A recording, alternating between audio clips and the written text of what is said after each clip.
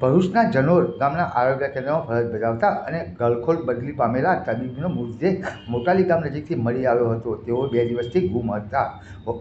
શોધખોળ ચાલી રહી હતી. મોટાલી ગામ પાસે મૃતદેહ હોવાની જાણ થતાં અંકલેશ્વર શહેર બીજીએમ પોલીસ સ્થળ પર પહોંચી હતી. મૃતદેહ પર ઇજાનો કોઈ નિશાન જોવા મળ્યા ન હતા. મૃતદેહની તલાશી દરમિયાન તેમાંથી લાયસન્સ અને આઈડી કાર્ડ મળતા તેની ઓળખ રાજેશ સિંધા તરીકે થઈ હતી. અંકલેશ્વર શહેર બીજીએમ પોલીસે તપાસ કરતા મૃતક જનોર ખાતે મેડિકલ ઓફિસર તરીકે ફરજ બજાવતા હતા. 2 દિવસ પૂર્વે તેઓ અંકલેશ્વરના ગળખોલ પીએચસી સેન્ટર પર 1 દિવસ માટે ફરજ પર તેઓ આવ્યા બાદ ઘરે પરત પહોંચ્યા ન હતા. મૃતદેહ પ્રથમ દ્રષ્ટિએ ગુમ થયેલ 43 વર્ષીય સરકારી મેડિકલ ઓફિસર રાજેશ કુમાર સિંધાનો હોવાની શંકા ઉઠેલી હતી, પણ ચહેરો ડિકમ્પોઝ હોવાથી ખરેખર એ જ છે કે તે પર સવાલ ઊભો થાય છે. પોલીસે પ્રાથમિક ધોરણે મૃતદેહને પીએમ મથકે ખસેડ્યો હતો. મૃતક ઇસમ ડોક્ટર રાજેશ કુમાર સિંધા છે કે કેમ, તેમજ મૃતદેહ ઉપર કોઈ જાતના ઇજાના નિશાન ન હોવાના કારણે હત્યા છે કે પછી આત્મહત્યા છે તે પોલીસનો સવાલ જવાબ શોધવા અંકલેશ્વર બીજીએમ પોલીસે પ્રાથમિક અકસ્માતથી મોતનો ગુનો નોંધી તપાસ શરૂ કરી હતી. તેમજ રાજેશ કુમાર સિંધા પરિવારજનોને ડીએનએ મેચ કરવા માટે પણ પોલીસ વિચારી રહી છે.